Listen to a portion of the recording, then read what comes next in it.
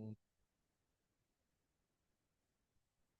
All right, so boom. Yeah, like I said, what everybody does is as soon as they get done reading that intro, because they understand the importance of the intro. They're like, okay, this makes sense. Like, okay, I should tell them who I am, why I'm calling, and how this phone call is going to go. That is going to help me in the call. That is going to help me set the tone for the phone call and da da da da.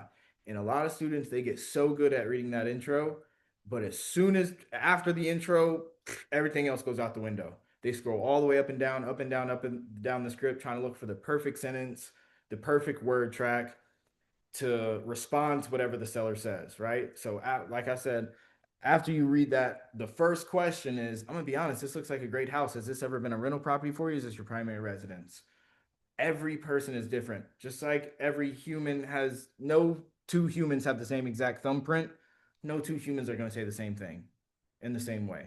One person is going to be like, "Oh, this is inherited. My grandmama gave it to me. I have four other siblings. We just went through the probate process. One of my sisters died, but we got affidavit of heirship, so that's all good. We just came back from the courthouse. I had it under contract with somebody else, but they fell through, so now I just put it back on Zillow and da da da da da." And they're like, "Oh shit," like, so I can't read the rental property part, or I can't read the primary residence part, and so they try to find the right thing to say, and they panic. So what we're not going to do is we're not going to panic. Just like Ian said, it's like Jordan Belford's straight line system. It's okay to respond to what they said. You want to have a normal conversation with them. You want to acknowledge the things that they say, but you always want to be able to bring it back down to the process, right? Straight line. They bring you here. Like, okay, yeah, acknowledge, right? What is it? AAA method. Address, acknowledge, and ask. Ask something that brings it right back to the script. So boom, and then boom, right back. So if it's a primary residence or if it's a rental, it's pretty cookie cutter. You just start reading those questions. If it's a rental, really awesome. How much were you getting in rent? How long have the tenants been in there? Do you ever have any vacancies? How long have you owned it? How long is their lease? Are they good tenants? Is it a low income area? How are the neighbors? Do you have any electrical lines running over the property? Boom. What if it's vacant? What if the tenants moved out? That's in the. Do you have electrical lines running over the property? Should that be there? I don't know. Either way, it's there. But if it's a rental property, let's say it's vacant. Awesome. How long has it been vacant? You're still gonna ask them, how much were you getting in rent? How long ago was that? What's the rent rate? How long have the tenants been living there before they moved out? Right? Are the utilities still on? Do you always have vacancies? Is it hard renting this property out?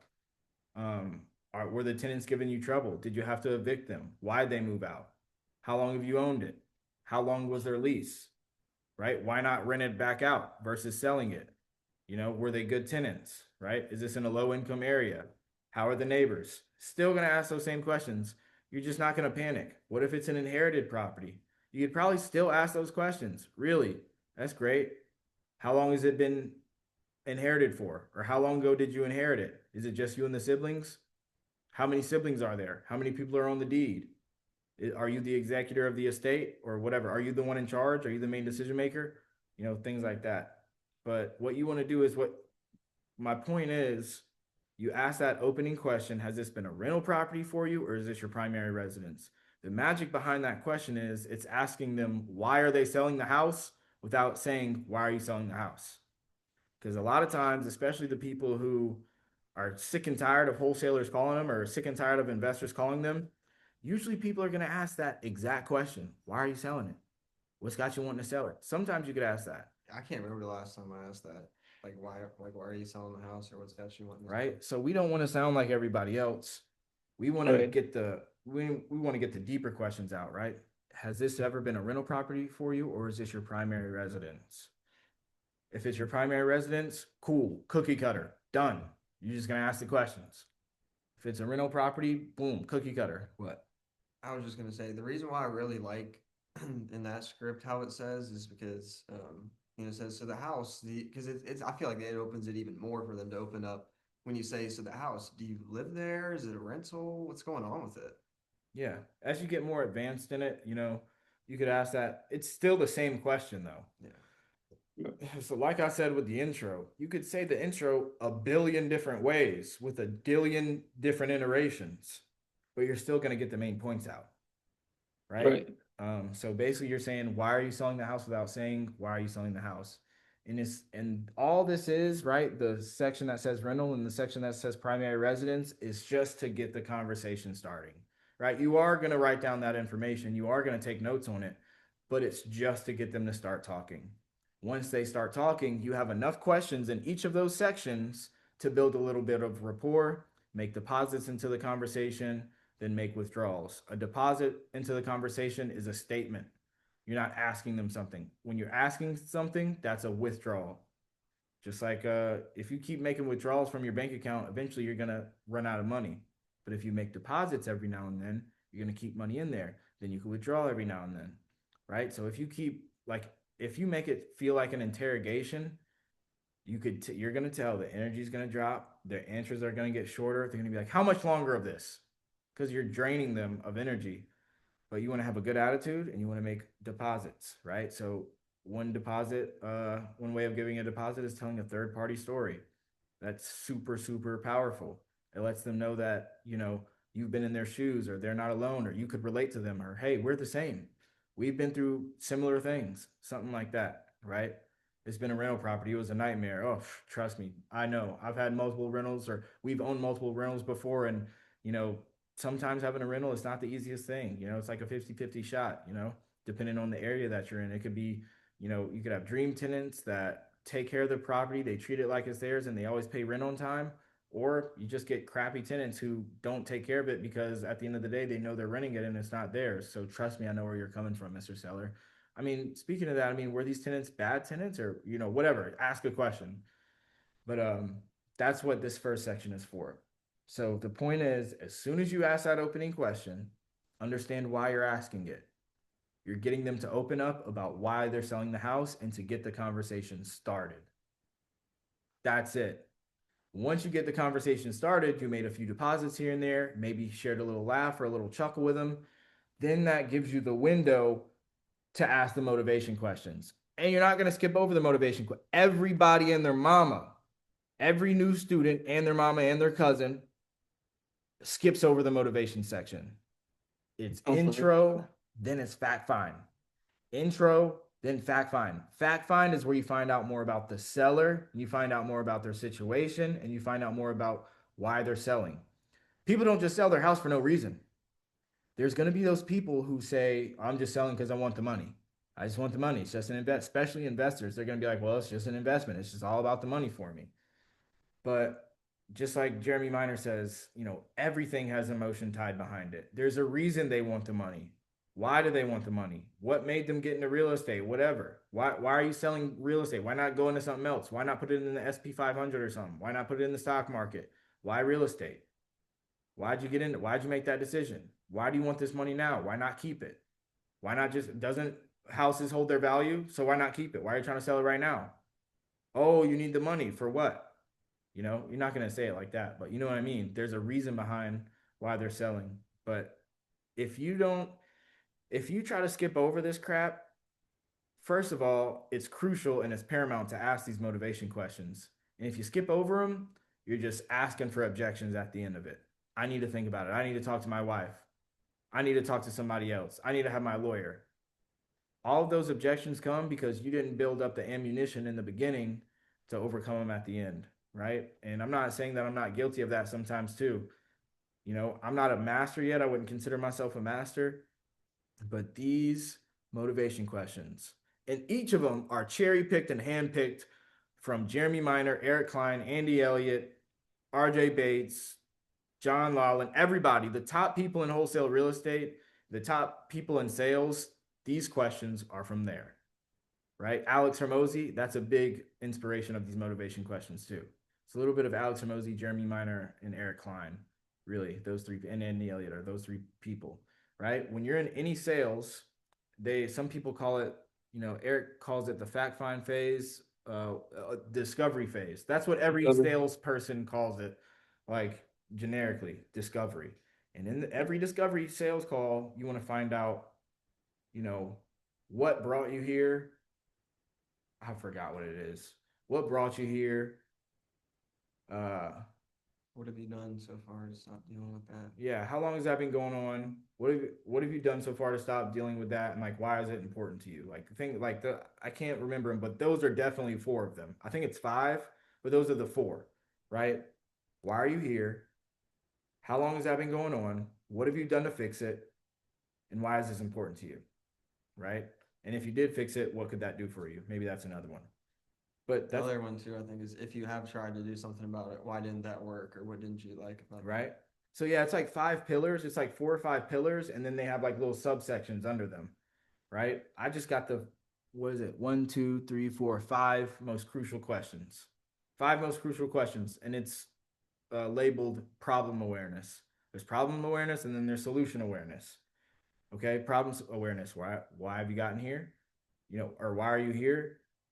How long has that been going on for? What effect is that having on you and the family? Something like that. What have you done to fix it so far? And why is this important to you?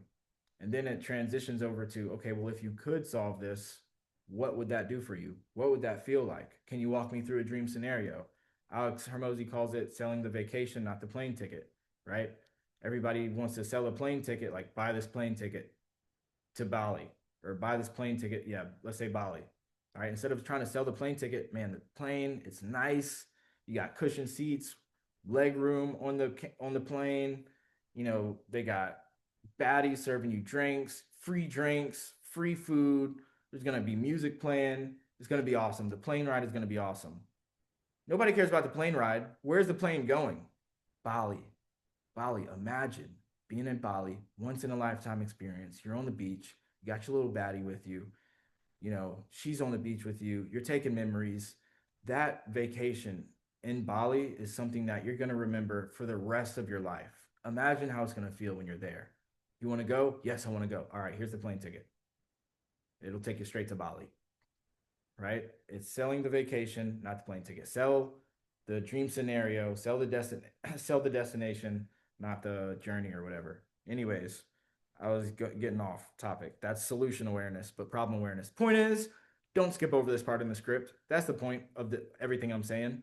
After you read the intro, there's a little section. Has this been a rental property or primary? That's to get them to start talking. Once they start talking and you make a few deposits into the conversation, that's when you're going to ask them the motivation questions. So if you did not, so you're gonna ask these questions, and I'm gonna be honest, right? I'm not gonna lie. The first time you're reading these, it's always gonna be awkward. It's still awkward for me sometimes. 10 times out of 10, it's gonna be awkward. You just got to get better at it. You're gonna sound like you're gonna give yourself the ick. Literally. How long have you been thinking about selling the home? That's not as awkward. So besides pain point, what was it that came up that made you want to look at possibly moving on from the house now? How long has that been going on? How's that affecting your family? That's an awkward one. How does your spouse feel about you selling? So that I understand the bigger picture. What would happen in 6 months from? I guess maybe they're not awkward for me anymore because actually, yeah, I'm so used to these. But what makes them awkward is you didn't have any rapport to begin with. If they start telling you, it's inherited property, I dealt with my siblings, now I'm trying to sell it to get rid of this is causing me a headache. How long have you been thinking about selling the house? Sometimes that might be awkward to ask because they already told you, right? I've been trying to sell this house for 3 years now. I finally got the paperwork done. I'm trying to get rid of it. 3 years. That might be a good spot to be like, If I were dealing with that, that'd be really stressful. How's that had an effect on you? yeah, that's in the other script. That's a good one, right? But those are just motivation questions that literally, in a sense, they have nothing to do with the house. They have to do with the situation. But that's the point. Motivation. So intro, then fact find. This is the fact find. Don't skip over it. Ask them how long has that been going on. So besides that, what was it that made you want to look at possibly moving on from the house now though? So that's just a getting a level deeper. How long has that been going on? How is this affecting your family? How does your spouse feel about selling the house? And just so that I understand, what would happen in 6 months from now, so that if you didn't sell the house and the situation got worse, right? And you could ask that a million different ways based on the rapport that you built with them and what they said that they're going through. Can you walk me through an ideal situation? or can you walk me through what an ideal situation would look like so that you can move to Wisconsin and be closer to your family so that they could take care of the kids for you? And before speaking with me, I mean, what have you done so far? That way you could stop dealing with this house, right? What have you done so far to try to sell the house? Right? If nothing, what's prevented you from? And then at the bottom below motivation, solution awareness, they have little extra questions, right? So, I mean, what's prevented you from taking care of the house in the past, though?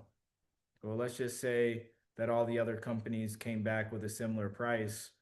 How would you go about making a decision then? Why is that important to you? There's a million different ways. As you read the script and as you talk to hundreds of people, you'll see better ways to ask these questions. And then we'll probably plug in some of these other questions from the script as well, because there's a few in there that aren't in here, right? Did you like those results that's it gotten you? In a nutshell, it's just the four pillars of a discovery phase. That's it. Just keep that in mind. That's the framework for the fact find section. Why are you here? What have you done? Or why are you here? How long has that been going on? How is that affecting you? What have you done to solve it so far? Why didn't that work? Why didn't that work? What's prevented you from taking care of this in the past? What results have those gotten you? You know, and then yeah, a little extra question. Let's say that everybody came back at the same price and it's not your price. Then what? What would you do then? What's going to be the determining factor in which offer you would go with? Right? Well, obviously whoever has the cash. Okay, well, let's say we all have the cash. What's going to be the most important thing to you in deciding what offer to go to? Well, whoever could close the fastest. Is closing faster more important to you, or is getting a higher price more important to you? We're getting a higher price. So if you could get a higher price, but it means that it might take a little bit longer, say because we're getting a loan or we need an appraisal. Is that something you would do? Is that something you would consider? Well, yeah, as long as they got the money, whatever. Some people are a-holes. I mean, not a-holes, but some people have a wall up, and you just got to know the right questions to ask. But boom, that's the point of that. Motivation questions, fact find. And by the way, you're going to be going through the fact find throughout the whole call, right? Let's say you ask one of these motivation questions and they start going on a tangent, right? Now they're going off the script. They start talking about something else. Still catch everything, all the ammo and the ammunition that they're giving you, but be able to bring it back down to problem awareness, right? How long have you been thinking about selling the home? About 3 months, ever since the tenant, ever since the tenant moved out. I've been talking to my wife, and we just been thinking, we live like 5 hours away and we just don't want to deal with that anymore. Really, you and the wife. That's awesome. How long you been married? Right? Quite motive. I mean, tonality is everything when you're asking those questions. You can't just ask somebody how long they've been married. How long have you been married? Mm-hmm. Like you can't just ask that like it's in the script. Okay, wife, how long have you been married? How long have you married? 30 years. 30, married for 30 years. What's her name? What's her name? Just so I have it on record. Like That's why I don't know if you noticed, but since I was making the calls without the headphones with you and she was touching on when that lady was opening up about what her pain was and stuff, I was like trying to type it like quietly because I didn't want to hear her yeah, I didn't hear me typing that. right.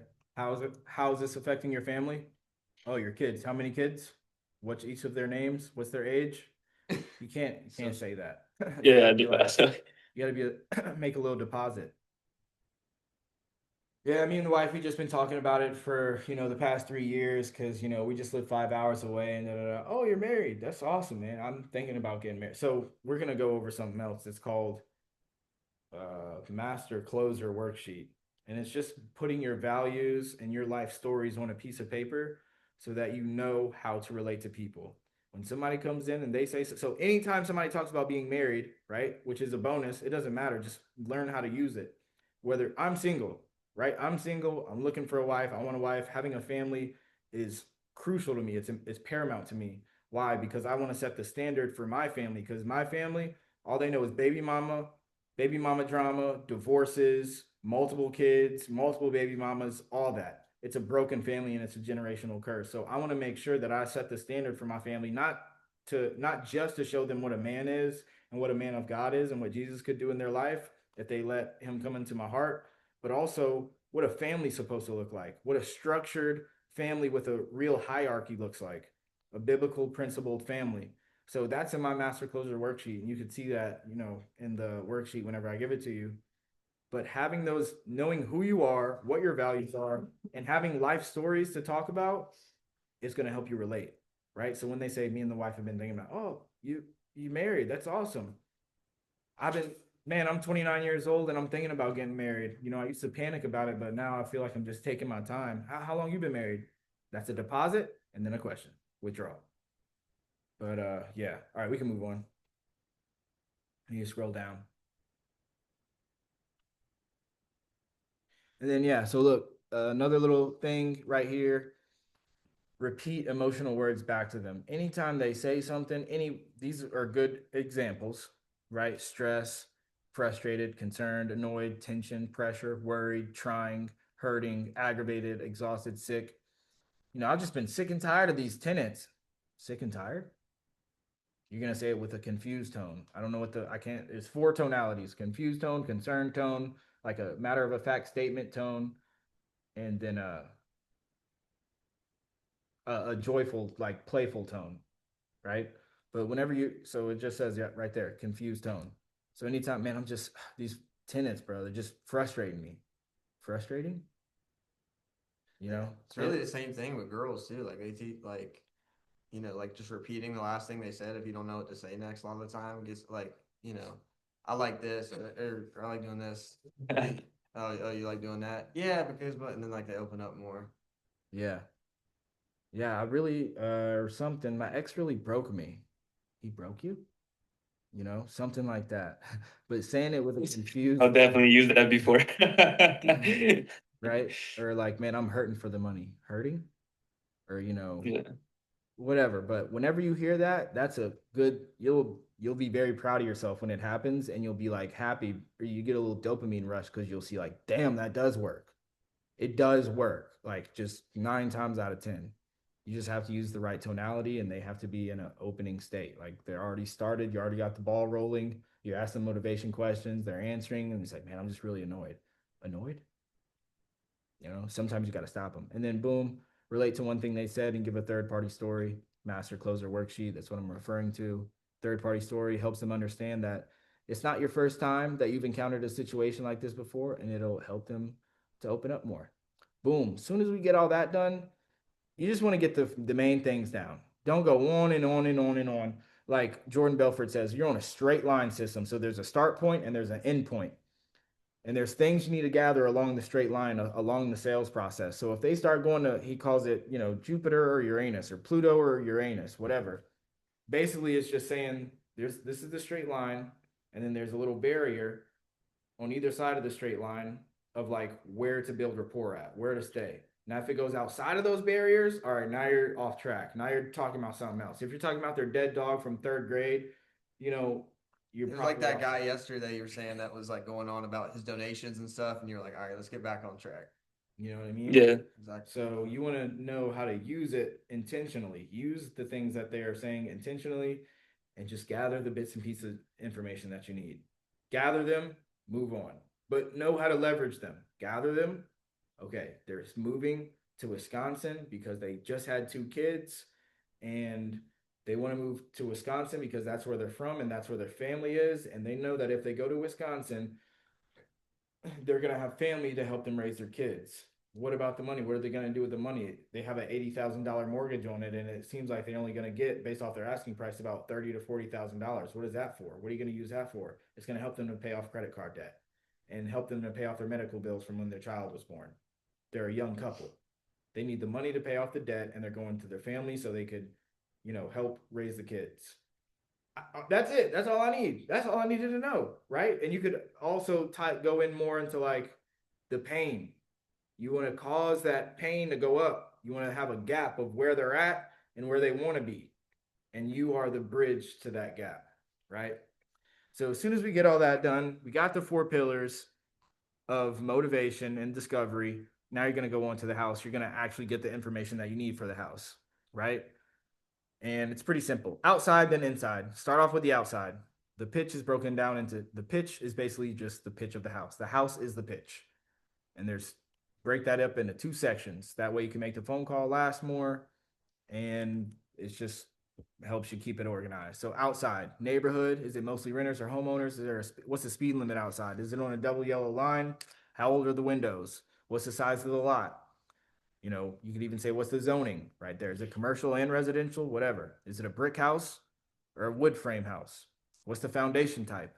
Is it a crawl space foundation? Can you crawl under the house or is it just on a cement slab?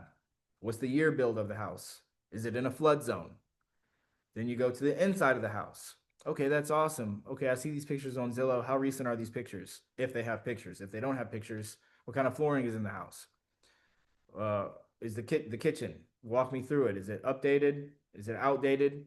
Right. So you're going to use the questions from the outside to help you ask more detailed questions on the inside.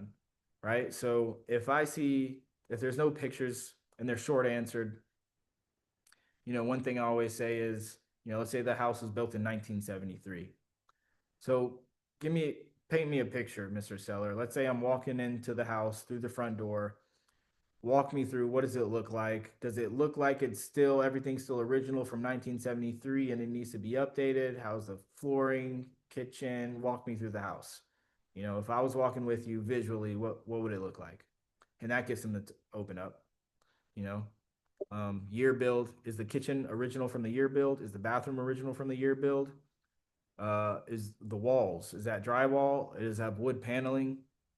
Outdated, whatever. What type of ceiling? Popcorn ceiling, just straight up drywall ceiling, like normal ceiling, or is it textured? Whatever. Is there a mortgage on the house? How much is the mortgage? Liens, whatever. Quick, simple, easy. I just put them as bullet points so you don't have to read a whole sentence and it doesn't confuse you. Just get those things out the way. You could ask them however you want. And then you go on to the timeline. Now, this is where it's more structured. All right, so look, let me go back up. So from condition outs inside so the condition questions to the motivation questions, it's a lot of freestyling. It's it's a lot of using your brain, using your problem solving skills to flow with the conversation. It's going to take skill. It's not going to be easy the first time around. It's not going to be easy the first time around, and you're going to have to freestyle, right? Yeah, you could exit out of that. I'm recording this, so exit out of that. Boom. Or no, script. Zillow script. But yeah, that's my point. That first section, the fact find and a little bit of the pitch, you're gonna have a need to use your problem solving skills, your talking skills, your sales skills, your rapport building skills to freestyle that conversation, but still in a structured manner. You want to ask everything that's in there, but it's going to take a lot of deposits. It's going to take a lot of third party stories and whatnot. Then you go to the timeline. So once you get to the timeline, this is where you read it word for word. No more freestyling. Read it word for word. Don't freestyle any of this. Read it exactly as it's written, just like we do with the intro. Okay, so typically, timeline. Okay, so typically when we buy properties, we usually put the closing date 30 days out from when we get an offer accepted. Is that good with you, or do you think you need more time? Are you looking to leave any belongings in the home? Okay. And just so I know, if we did get to a number that made sense for both of us, would you be ready to make a decision and move forward today? Okay. Is there anyone else that owns the home that would be opposed to you selling? Like your wife that you talked about earlier, or your kids that you talked about earlier, or your siblings that you talked about earlier? Once you ask that, then you're going to go on the first hold. And here's the transition. All right, Mr. John, I think that's all the information I need. My underwriters are running a CMA report, which is basically just a comparable market analysis. I'm going to run back and give them all this information, and they're going to tell me really quick if it got approved or not. Do you mind if I put you on a brief hold? I'll be right back. Thank you. 3-minute hold. Then you come back. So it's two holds. You come right back and say, okay, Mr. Seller, so I actually don't have good or bad news. They actually wanted me to ask you a few more questions that I forgot to ask, so my apologies for not asking. The age of the hot water heater, what is that? Oh, the age of the roof, what is that? What's the age of the windows? Are they original? Do you know? Is there any foundation issues? Is there any cracks? Is it a slab or is it a crawl space foundation?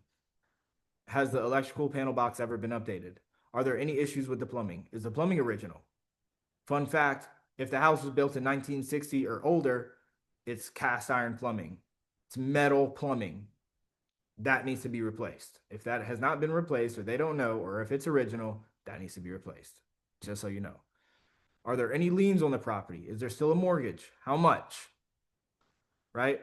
Okay. And then you go straight into this price little section right here. So after you ask those questions, you're going to ask this. And this, how you ask these and the answers that you get from these questions right here that I'm about to say are solely based off of how much rapport you built on the phone so far. If you have not built any rapport and you've just been asking them questions, and you've just been interrogating them and you haven't made any deposits into the conversation, they're going to give you a dumbass answer. They're going to tell you the listing price. I want the listing price. I want 150 and it's listed for 150. But you're basically going to say, look, so if we were to pay all cash and buy the house completely as is, so you don't have to make any repairs and cover all the closing costs, so you don't come out of pocket for anything, what would you say you absolutely need to walk away with? You're going to say that word for word. So, like I said, after that condition section, all of this you read word for word in order. Don't skip around. None of that. Just read it word for word in order. And then after they tell you that number, right? If you did a good job building rapport, they're going to give you a different number than what's listed on Zillow, right? Even if in the beginning of the call, let's say it's listed for 150 and they tell you, look, I know you're an investor, blah, blah, blah, blah, blah. It's listed for 150. My bottom dollar is 130. I ain't going below that. Doesn't matter. If you did a good job with everything else, when you ask them that question, they're going to say a different number than 130. And then you're going to say, is that negotiable at all? That 130, is that negotiable at all? This is where tonality comes in big. Then you're going to get another number out of them. They're going to go below their bottom dollar, bottom dollar. And then you're going to say, so, I mean, if we came in at like, 115, I mean, would that be a deal breaker? And then they're going to say yes, no, or maybe. Or make me an offer. Make me an offer. But if, like I said, if you did a good job, you know, they should be rolling with it and flowing with it. And then after that, after you get the bottom dollar number, you're going to say, is there anything else about the property that I didn't ask that you think they would want to know? And they're either going to say something or they're not. Usually, if you did a good job at asking all the questions and building rapport, they're probably not going to have anything. And be like, okay, I'm going to run this back. I'm going to run to the back, give this information to my underwriters again, and see what they come up with. Do you mind if I put you on a brief hold really quick? And thank you again for your patience. I'll be right back. You put them on another hold. Run comps, talk to Ian, whatever you want to do, figure out what you're going to offer, come up with the final offer, and you scroll down. And then that's when you're just going to give the offer. Congratulations, your property has been approved to be purchased. This is actually the first one that they approved from you all week. They actually came in a little bit higher than I expected, so let me explain what they approved. I'm going to change that to the offer that we have in this script. Be like, okay, you're basically going to say the same thing, but you are going to say different words. You're not going to say that the property got approved to, you can say it. Be like, okay, so it did get approved to be purchased. They do have an offer for me. And honestly, they did come in a little bit higher than I expected. So let me just explain what they approved, okay? Keep in mind that this offer, keep in mind, or whatever, they approved to buy the property completely as is, and you're going to drive each point home, right? Keep in mind that this offer is completely as is, which means you don't have to do any cleaning, any sweeping, any painting, any mopping, nothing. The way the house sits today is the way that we'll buy it. And when you move from the house, any belongings that you want to leave there or any junk or miscellaneous things that you want to leave there, we'll we'll take care of it. You ain't got to worry about it. So as is, nothing. You ain't got to do any repairs. You remember, and so everything that you did in the beginning of this call, or not in the beginning, for before this point in the call, all of it boils down to this one moment of you giving an offer. All of it. So that's why it's so important to ask those motivation questions and get those little points of leverage.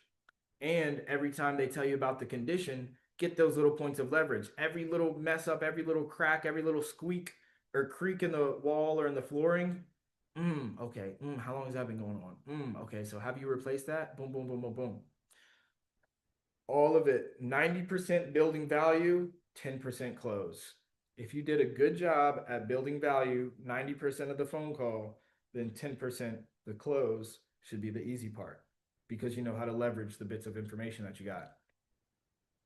Do you have a part in there that says, something along the lines of if we get to a number that makes sense for the both of us, are you ready to make a decision to move forward today? Yeah. Yeah, okay. Just Yeah. making sure. That's before the first hold. So yeah, so the offer was approved to buy the property as is. So you remember that piss stain that's in your daughter's room that you just couldn't get up? You don't have to worry about that. You can leave the piss stain just the way it is. You don't have to scrub it. You don't have to clean it. Nothing. Remember how you said your boyfriend was toxic and he punched like 50 holes in the wall, in the drywall? Well, look, you can leave that drywall the way it is. You don't have to patch it up. You don't have to repair it. Nothing. Remember how you said there's a leak in the roof and it's been leaking and it's causing a little damage and it's causing a little mold and you think it might have health concerns? We'll take it completely as is. Don't worry about the mold. You know how you said you plan to redo the flooring? Well, guess what? You could save that money on the flooring. We'll take care of it. You understand how I'm putting the bits of leverage, the bits of information in the beginning of the call or whatever, using it as leverage now. And they approved it by the close and they approved the closing date to be whatever. They approved it by the property within 30 days from now. So that gives you enough time to actually move out of the house and take everything with you. So you don't have to worry about being in a rush or anything. And they approved to cover all the closing costs and as well as no commissions are taken out. So you don't have to come out of pocket for anything at all. So this is a net number to you. So you know how you said you needed 100 grand or whatever to move into whatever? Well, this offer that we're about to give you, you get to keep all of it. Anything, any expenses related to the sale of the property at closing, we will come out of pocket for that and we'll cover it for you. That's a huge thing for first time home sellers. They were like, oh, really? You'll cover all that? That's a huge thing for them. So boom, have those three bits and pieces as is cash. So it could be whatever closing date, on your timeline and no closing costs. We cover all that. With all that being said, the number that they came in for your property is, and then you're going to give a specific number. $123,456, right? I just said 1, 2, 3, 4, 5, 6. $123,456 or 500,000 wait, $568,228. You're going to say that. You're not going to say 500,000. You're not going to say 550. You're going to say $552,628. And then after that, you just be quiet. And yeah, after that, you just be quiet. Let them, whatever. They're going to, and there's a couple things to do, but that's when the dance starts, right? If they're quiet, if they're silent, That's when the sale starts. yeah, that's when the sale starts. 90% building value and guiding them through the conversation, guiding them and leading them. A huge thing that I heard on a from Andy Elliott video the other day is this isn't sales, this is leadership. Like that kind of flipped my mind frame of like, yeah, that's right. If you're selling somebody on the call and you're asking them questions and you're not coming from a place of leadership, you just lost the sale. You're not going to close them. You're like, can we do this? Can we do that? Well, what do you think about this? Oh, you need to talk to your wife. I totally understand. Like, like lead them through it. Like, I got to get better at that. But if you have that mind frame of like, this is what we're doing, this is what's good for you, right? And it gives you so much more confidence to say certain word tracks because a lot of the word tracks, it's not just about what you're saying, it's how you're saying it and how much value you've built over it. Do they like you and trust you enough? And do you have enough leadership and conviction in your voice to say the word track? One word track that Andy has when it's coming to coaching calls is, I need to talk to my wife. I totally respect you wanting to talk to your wife, but let me ask you something. When you two got married, did you have to ask her permission to be the man that she married? You can't ask that just willy nilly if you haven't built enough value and if they don't trust you and if you're not coming from a place of conviction and leadership. You're like, what the fuck did you just say to me? But if you come from a place of leadership, if you've been leading the call, right? Because a lot of times it's just like with girls. A girl needs to be led, and a girl will test you and try you, be like, I want to eat here, or actually, no, I want to eat here. Actually, I don't know. Like the worst question you could ask a girl is, where do you want to eat? And instead of saying, where do you want to eat tonight, babe? You say, you down for sushi tonight? I hear there's this cool spot over XYZ, let's go check it out. That's leadership. And that's the same thing with a sales call, right? You have to lead them. Did you ask your wife permission when you two got married? Did you have to ask her permission to become the man she married? And there's a reason I asked that, right? There's two types of partners out there. One asks for permission slips every time before making a decision, the decision that he knows is right. And the other one makes the decision, takes ownership, and takes their partner along for the win. Which one do you think brings more options, security to the relationship? Options and security to the relationship, right? Because in reality, you think this is about talk to my wife and not talk to my wife. But in reality, this is about giving her a bigger future or whatever or something. I forgot the word track. It's about giving her a bigger future that you guys know that you want, or protecting the one that you said you're trying to change. You cannot say that word track from a place of questioning. Like you cannot say that word track from a place of unsure. You have to say that word track like, hey, I got a wife and I lead her. She trusts my leadership. Be a man, you know? Anyways. So yeah, after you give the offer, you're gonna be quiet. It's so important to be quiet, bro, after you give the offer. Like, don't say anything. So many There's people. calls of I didn't mean to cut you You're off, good. but yeah, there's calls of like you, I'm sure too, like where you've literally been sitting in silence for over a minute straight after giving the offer. 4 minutes, 5 minutes straight. You know, I mean, if it's after the offer, it's probably not 4 or 5 minutes straight. Maybe it can be sometimes. I forget who it was I was watching. There was somebody that it was like 7 minutes, bro. It was like a bigger wholesaler online, and yeah, dude, it was literally like they I were think it was talking about, Jerry Norton. oh, yeah, literally 7 minutes, and then they were like, all right, and then they spoke and whatever. They ended up closing the deal, but yeah, 7 minutes. Yeah, It's insane. there's a time when I was on the phone call and I pitched an ovation, and yeah, I just told him it, and you just got to be quiet. Let the seriousness sink in and marinate. But anyways, what? But after you give the offer, be quiet. And if it's been silent for about, 60 seconds, that's where you're gonna assume the sale and you're gonna move forward. So this is what we're gonna do. My underwriters are gonna prepare a two-page simple agreement. It's written in third grade English. Not to offend your intelligence, it's literally just for people like me to understand. We're gonna send that to your email via DocuSign. What's a good email for you? And then 9.9 times out of 10, they just give you their email, right? Because you're just moving along and you're like, okay, the pressure's gone. Then you're gonna say, are you in a position to assume the sale and do a little mini close? You're gonna say, are you in a position to go over that right now? Are you in a position to go over the agreement right now? Are you in front of a computer or laptop, whatever, or your phone? Can you pull up your email? And then you're gonna say yes, no, whatever, yada da da da. And but the key to assuming the sale is you never stop assuming the sale. If you stop and you ask a question, the wrong question, or if you stop and say something with the wrong tonality, they'll be like, I don't know. I need to talk to somebody. But if you haven't gotten any objection, it was just silence, and you do a good job of leadership, then you're just going to assume the sale all the way to them signing. So you're not going to say, are you able to sign? You're not going to say, are you going to be able to sign? Are you in a position to do that now to go pull up your email? Can you pull up your email right now? Yes. All right. So boom, boom, boom. You're going to read over the agreement just like Ian does. You're going to say, see that little button right there? Just click sign. And then it's going to be boom, click finish. And this is what we're going to do next. We're going to send it to the titling company. They're going to give you a welcome call, or our transaction coordinator, Daniel, he's going to call you and he's going to give you a welcome call. Boom, boom, boom. If you did a really good job at leadership, you could assume the sale all the way to the end. But 90% of the time, if they say that's too low, I want more money, then you're just going to read the script. I completely understand. This is just what they authorized me to spend. The nice thing about this, Mr. John, is that I'm on your side. The hard part is literally over with, right? The hard part is actually getting the property approved. The property's approved, right? Now it's just a matter of making the numbers make sense for both of us, right? If I could go back there, it's not, this isn't in the script, but if I could go back there and I could try to squeeze something out of them, you know, Yeah, I mean it's kind of in the script. You know, this isn't a traditional sale. I'm actually working with you as the underwriters. I'm trying to make you sure.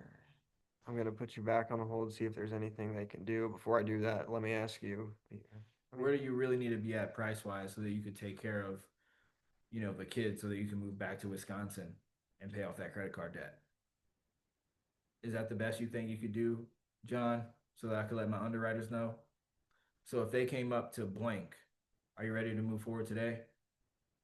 We're gonna talk about all that, right? We're gonna talk about different ways to say that and just getting a commitment out of them, right? If you're not, if you know, if you didn't do a good job and they're not giving you a small commitment, then it's kind of pointless to come up on your price and you're pretty much just shooting yourself in the foot, right? If you know that they're not going to commit and you know that the rapport's not there, they don't like you and they don't trust you enough.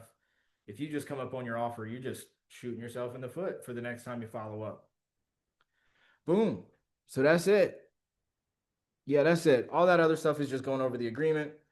It's basically what I already said. So yeah, I'm gonna end this video right now, but in a nutshell, that's what it is. And then you're gonna go through the 5-step sales process course that I gave you, and he's gonna go into more detail about it. But right now, we're about to make a call. You ready? Well, I'm gonna make a call. Yes, you're gonna make a call. Shit. Okay. Let's go. Throw them in the fire. Let's get it.